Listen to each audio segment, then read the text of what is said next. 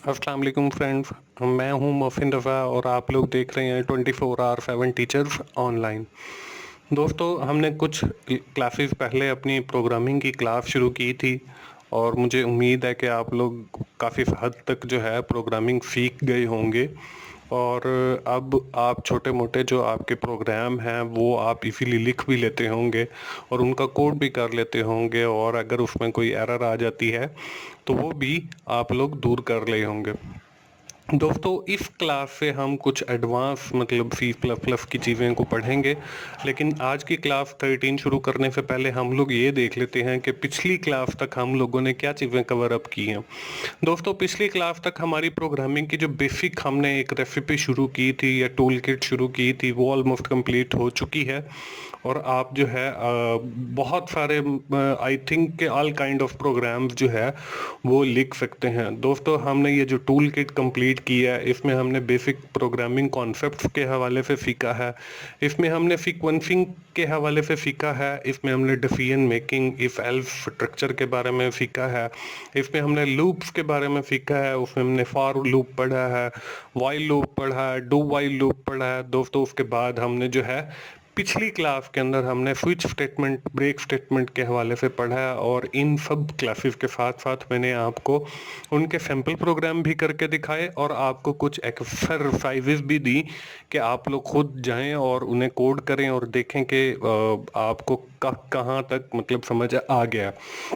दोस्तों, आज की इस क्लास से हम लोगों ने जैसे बताया कि हम कुछ एडवांस शुरू करने जा रहे हैं और हम लोग जो है बात करेंगे आज की क्लास में। हम देखेंगे कि फंक्शंस क्या हैं, हमारे पास फंक्शंस की कौन कौन सी टाइप्स होती हैं, हम स्ट्रक्चर पढ़ेंगे फंक्शन का कैसे लिखा जाता है C++ के अंदर, हम ये देखेंगे कि एक फंक्शन को C++ के अंदर कैसे डिक्लेयर किया जाता है, फिर हम ये देखेंगे कि फंक्शन डेफिनेशन क्या होती है, और आखिर में हम लोग जो है एक जैसे हम पिछली क्लासेस के अंदर करते आए हैं कि हम एक C++ का प्रोग्राम लिखेंगे और साथ ही जो है एंड पे मैं आप लोगों को एक एक्सरसाइज भी दूंगा जो आप लोगों ने खुद से कोड करनी है। तो चलिए हम लोग देखते हैं आज की क्लास। और आज की क्लास में जैसे मैंने आप लोगों को पहले बताया कि हम लोग बात करेंगे फंक्शंस के ऊपर। तो सबसे पहले हमें फंक्शंस का पता होना चाहिए कि फंक्शंस बेसिकली होते क्या हैं। दोस्तों, हम बहुत सारी क्लासेस के अंदर हमने मतलब सैम्पल प्रोग्राम किया है और हम देखते आ रहे हैं कि हम उसमें एक मेन यूज़ करते हैं। दोस्तों, ये जो मेन का है मैंने आपको शुरू में भी बताया था कि मेन जो है बेसिकली खुद एक फंक्शन है और इसी तरह आगे बाकी भी फंक्शंस की हम लोग बात करेंगे। इस फंक्शन के हवाले से हम देख लेते हैं जी। C++ is a function oriented language. हमारी जो C++ है ये बेसिकली फंक्शन ओरिएंटेड लैंग्वेज है, मतलब इसके अंदर डिफरेंट फंक्शंस होते हैं। द फंक्शंस आर लाइक सब टास्क। किसी भी काम को करने के लिए जो उसको सब डिवाइड किया जाता है, दिस इज कॉल्ड फंक्शन। कि आप उसका एक पार्ट कर रहे हो, आप उसका एक फंक्शन परफॉर्म कर रहे हो। दे रिसीव सम इंफॉर्मेशन, जो एक इंफॉर्मेशन रिसीव करता है, डू सम प्रोसेसेस, फिर उसके ऊपर कुछ प्रोसेस करता है एंड प्रोवाइड द रिजल्ट, और फिर हमें रिजल्ट देता है। तो फंक्शन के हवाले से इसको मज़ीद क्लैरिफाई करने के लिए, मज़ीद समझाने के लिए हम एक ग्राफिकल रिप्रेजेंटेशन देख लेते हैं जिसमें आपको क्लियरली पता चल जाएगा कि what is meant by function. दोस्तों, हमारे पास ये एक प्लेट नुमा चीज़ आपके सामने आई होगी। अब वैसे ही देखा जाए तो ये आपको एक लकड़ी की प्लेट या एक चीज़ नज़र आ रही है। अगर हम इसके साथ ये इसकी 3 लेग्स लगा देते हैं तो हमारे पास ये एक स्टूल की शक्ल बन जाती है। अब देखें, अगर हम बात करते हैं सिर्फ एक प्लेट की और हमने एक लेग लगाई, अब हमने इसी लेग का रीयूज किया और इसी तरह की एक और लेग बनाई और इसके साथ लगा दी। फिर हमने एक और लेग बनाई बिल्कुल सेम एज इट इज़, हमने उसी तरह जिस तरह हमने पहली लेग बनाई थी हमने मतलब उसी को रीयूज किया और एक तीसरी लेग बना दी, और ये 3 जब लेग्स इसके साथ अटैच हो गई तो ये हमारे पास एक स्टूल की शेप बन गई। फिर हमने इसके ऊपर पेंट किया या बाकी के सारी प्रोसेसेस की। अब देखें कि हमारे पास जो है एक प्लेट बनाई, ये एक फंक्शन था, हमने उसकी एक लेग बनाई, ये एक फंक्शन था, फिर हमने उस जैसी एक और लेग बनाई, ये भी एक फंक्शन था, फिर उसके बाद जो है हमने तीसरी लेग बनाई, ये भी एक फंक्शन था। और after all when we are performing the all function of that thing, तो हमारे सामने जो है एक स्टूल की शेप आ गई है।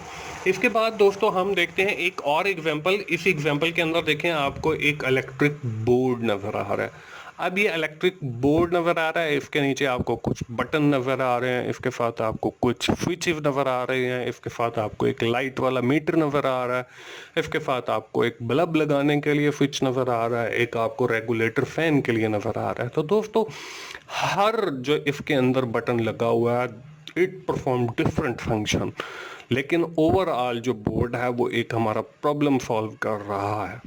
ठीक है जी। तो हम ये कह सकते हैं कि जो इसमें हर स्विच है उसका एक अलग फंक्शन है, और जब ये सारे फंक्शंस मिल जाते हैं तो ये हमारी इलेक्ट्रिसिटी को कंट्रोल करते हैं, हमारी प्रॉब्लम सॉल्व करते हैं। तो दोस्तों ये हमारी एक एग्जांपल हो गई फंक्शन के हवाले से। तो हम फंक्शन को सिर्फ इतना जहन में रखें कि it is basically sub task, ये हमारा एक सब टास्क होता है, and when we are combining all the sub task it will solve our main problem, ये हमारी मेन प्रॉब्लम को सॉल्व कर देता है। तो ये बस फंक्शन का आप इतना जहन में रखें। दोस्तों आगे हमने बात करनी है कि इसकी अकसाम कितनी। दोस्तों फंक्शन की हमारे पास दो अकसाम है। एक हमारे पास ऐसा फंक्शन होता है function that return a value, जो आपको वैल्यू रिटर्न करे, और सेकंड पे है function do not return value. अब देखें, अब इसके अंदर जो आपको पहली बोल्ड नज़र आ रही है, ये ऐसा फंक्शन है जो आपको कोई भी वैल्यू रिटर्न नहीं करता। और दूसरा जो आपको फंक्शन ये नीचे एक बोल्ड लाइन नज़र आ रही है, इसमें देखें शुरू में इंट लगा हुआ है, इट मीन्स के it return the value with the data type of int, कि ये हमें इंट डेटा टाइप की जो वैल्यू है वो रिटर्न करता है। ठीक है। अब ऊपर वाला भी एक एडिशन का फंक्शन है, नीचे वाला भी एक एडिशन का फंक्शन है। एक फंक्शन जो है वैल्यू रिटर्न कर रहा है इंट की डेटा टाइप के अंदर, एक फंक्शन जो है वो आपकी वैल्यू रिटर्न नहीं कर रहा है। तो दोस्तों ये हमारे पास मतलब दो फंक्शन हो गए, और इसमें हमने देखा कि हमारे पास कैटेगरीज भी फंक्शंस की दो हैं। एक हमारे पास जो है वो इट रिटर्न द वैल्यू, और दूसरा जो है वो it not do not return the value, वो वैल्यू रिटर्न नहीं करता। दोस्तों आगे जो है इसी के ऊपर हम बात जारी रखते हैं, और इसमें हम देखते हैं कि अगली जो स्लाइड है हमारी उसके ऊपर क्या है। इसमें देखें हमारे पास दिया हुआ है जी स्ट्रक्चर ऑफ फंक्शन। अब एक फंक्शन का स्ट्रक्चर कैसे होता है। एक फंक्शन के अंदर देखें दोस्तों हमारे पास चार चीज़ें हैं। एक फर्स्ट रिटर्न टाइप, सेकंड जो है फंक्शन का नेम, थर्ड जो है आर्ग्यूमेंट लिस्ट, और लास्ट में जो है डिक्लेरेशन स्टेटमेंट। अब यहाँ पे मैंने आपको लिख कर दिखा दिया। सबसे पहले हम रिटर्न टाइप लिखेंगे, फिर फंक्शन का नाम लिखेंगे, फिर आर्ग्यूमेंट लिस्ट लिखेंगे, और विद इन करली ब्रैकेट्स हम लोग डिक्लेयर करेंगे डिक्लेरेशन की स्टेटमेंट। तो ये हमारे पास स्ट्रक्चर होगा C++ का फंक्शन का। चलिए हम एक मैं आपको फंक्शन बनाकर दिखा देता हूँ, इसके जरिए आपको समझ आ जाएगा कि डिक्लेरेशन क्या है, और फिर आपको ये भी समझ आ जाएगा कि उसकी डेफिनेशन क्या है।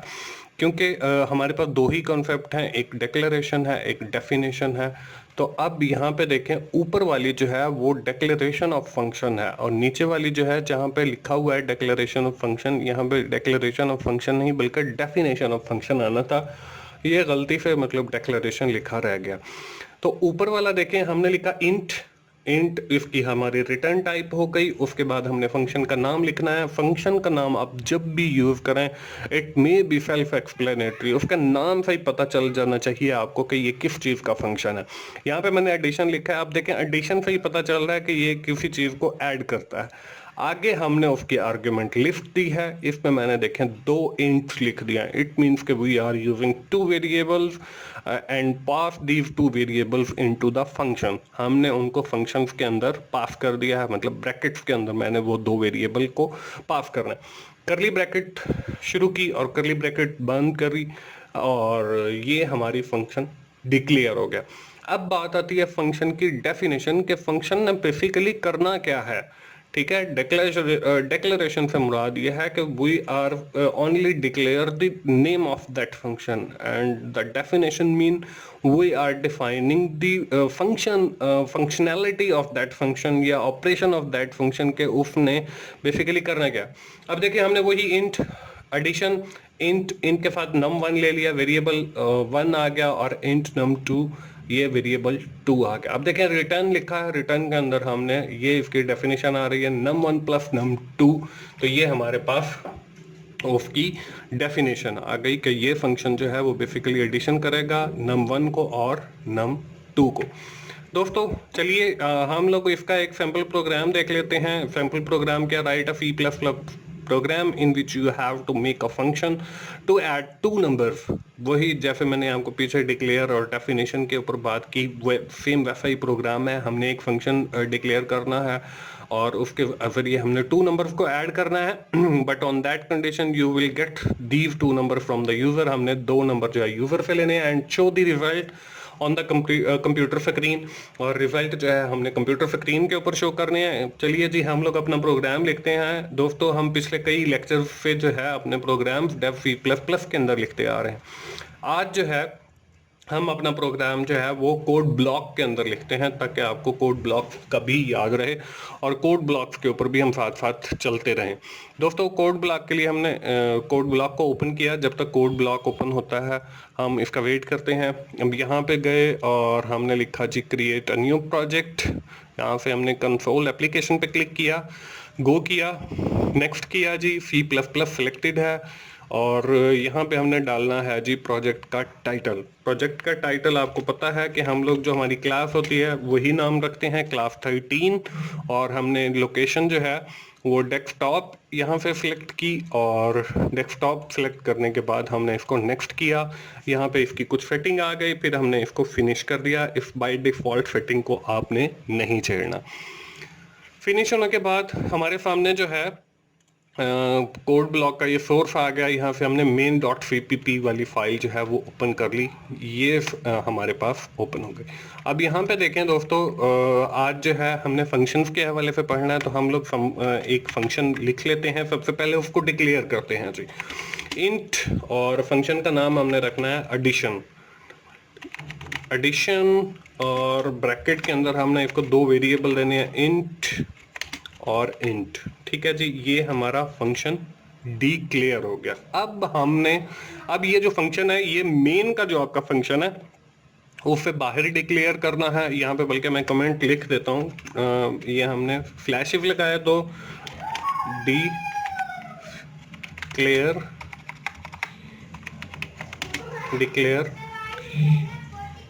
Declare function for addition.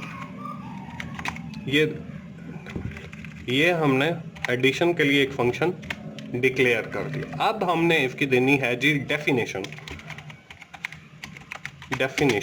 ये यहाँ पे हमने कमेंट डालने हैं, तो definition of addition function.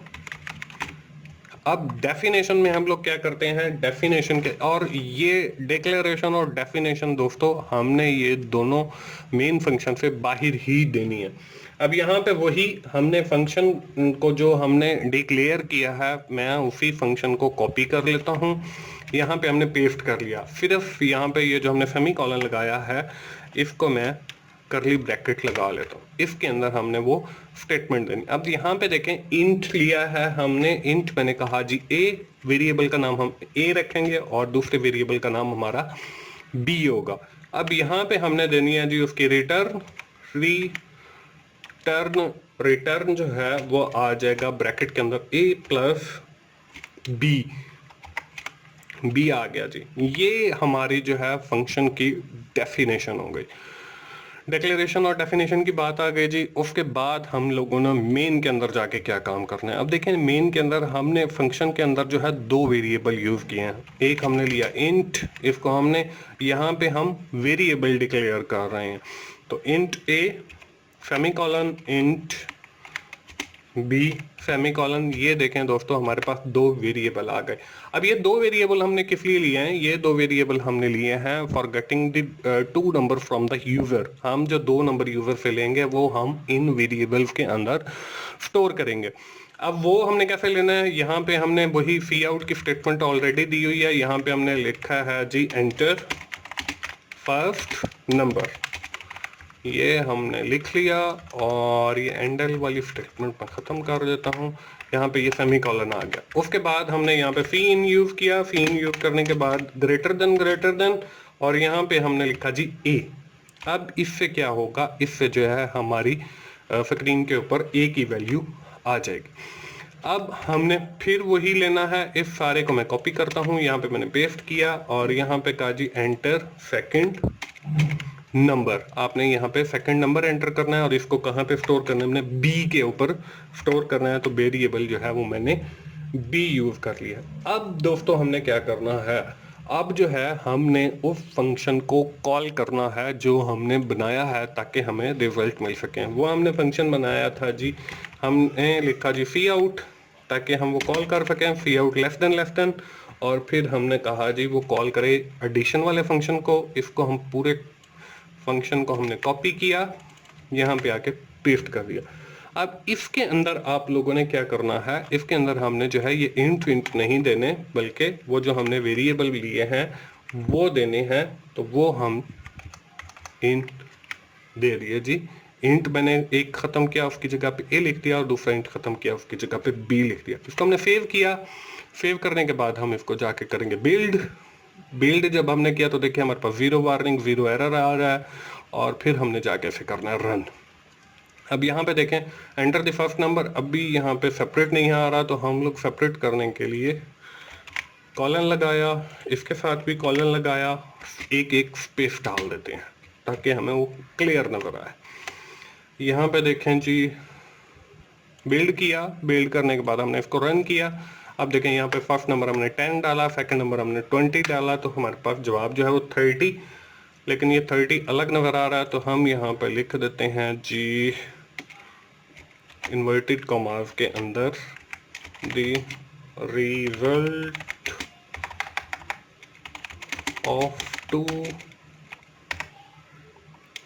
Number is, यहाँ पे 30 आना चाहिए। यहाँ पे हम लगाएंगे सेमीकोलन लगाने के बाद हमने फिर सी आउट लिखा लेस देन और उस फंक्शन को कॉल कर लिया, सेव किया, हमने बिल्ड किया। बिल्ड करने के बाद इसको हमने रन किया। यहाँ पे देखें फर्स्ट नंबर हमने 30 डाला, सेकंड जो है वो 60 डाला, तो हमारे पास जो है the result of two number is 90। तो दोस्तों ये है हमारे पास फंक्शन के हवाले से। इसको हम थोड़ा चेंज भी कर सकते हैं अपने हिसाब से। वो कैसे चेंज कर सकते हैं? वो हम ये कर सकते हैं कि हम कहें एक और वेरिएबल ले लेते हैं जी इंट सी, ताकि हम बार बार जो है वो फंक्शन को कॉल ना करते रहें एक ही वेरिएबल को। तो इंट सी लिया, सी को जो है हम जाकर डिफाइन कर देते हैं जहाँ पे हमने सी इन लिया। तो सी इक्वल्स, ये हम पूरे का पूरा फंक्शन उठाएं और इसको असाइन कर दें और यहाँ पे हम सिर्फ सी को कॉल कर दें। हमने सी लिखा, एंटर किया, इसको हमने सेव किया और इसको रन किया। अब भी हमारा जो रिजल्ट है वो सेम वही आएगा जैसे पहले आ रहा है, लेकिन अब फ़ायदा ये हो गया कि हमने एक और वेरिएबल इंट सी डिफाइन किया। सी को जो है हमने पूरे का पूरा फंक्शन असाइन कर दिया ताकि हम बार बार जो है ये पूरा फंक्शन ना लिखते रहें, बल्कि एक ही वेरिएबल सी लिखें और हमारे पास रिजल्ट आ जाए। तो ये हमने सी को यहाँ पे कॉल कर लिया तो हमारे पास रिजल्ट आ गए। दोस्तों ये थी हमारी आज की क्लास 13। आज हम लोगों ने बात की है फंक्शंस के ऊपर। उम्मीद है आप लोगों को फंक्शंस के बारे में क्लियर हो गया होगा। अपनी क्लास ख़त्म करने से पहले वही हमारी जो पुरानी प्रैक्टिस है, हम एक एक्सरसाइज देखते हैं। इसमें एक्सरसाइज में क्या है, write a C++ program in which you have to make a function for arithmetic operations. आपने एक फंक्शन लिखना है जिसमें आपके अरिथमेटिक ऑपरेशंस परफॉर्म हो, एडिशन का, सब्ट्रैक्शन का, मल्टीप्लिकेशन का एंड डिवीजन का ऑफ टू नंबर्स, दो नंबर का। You can get these two number from user. आपने यूजर से गेट करने हैं and show the result on the computer screen, और उनका रिजल्ट जो है वो कंप्यूटर स्क्रीन पे आपने दिखाना है। दोस्तों इसका हिंट मैं आप लोगों को देता चलूं, आप अलग से 4 फंक्शन भी डिफाइन कर सकते हो और आप एक फंक्शन के जरिए भी ये चारों ऑपरेशन परफॉर्म कर सकते हो। आप जाइए सी प्लस प्लस ओपन कीजिए, डेव सी प्लस प्लस या कोड ब्लॉक ओपन कीजिए और कोड कीजिए और देखिए कि आप ये कर सकते हैं या नहीं कर सकते, और अगली क्लास में आकर मुझे बताइए। दोस्तों, क्लास खत्म करने से पहले हम लोग अपनी क्विकली समराइज कर लेते हैं कि आज की क्लास के अंदर हमने क्या पढ़ा है। इसमें आज में हमने फंक्शंस के ऊपर बात की है, इसमें टाइप्स ऑफ फंक्शंस देखे हैं, इसमें हमने स्ट्रक्चर ऑफ फंक्शन के ऊपर बात किया, फिर हमने डिक्लेरेशन ऑफ फंक्शन की बात किया, फिर हमने डेफिनेशन ऑफ फंक्शन की बात की, और एंड पे जो है हमने एक सैम्पल प्रोग्राम देखा है फंक्शन के हवाले से, और लास्ट में हमने एक एक्सरसाइज देखती है। दोस्तों, मुझे उम्मीद है कि आप लोगों को प्रोग्रामिंग सीखते हुए मज़ा आ रहा होगा और मेरी वीडियोस अच्छी लग रही होंगी। दोस्तों, अगर आपको मेरी वीडियोस अच्छी लग रही हैं, अपने दोस्तों से शेयर कीजिए, लाइक कीजिए और कमेंट कीजिए। और मोफिन भाई का जो चैनल है 24/7 टीचर्स ऑनलाइन, वो देखते रहिए और मोफिन भाई को दुआ में याद रखिए। थैंक यू वेरी मच दोस्तों, अल्लाह हाफिज़।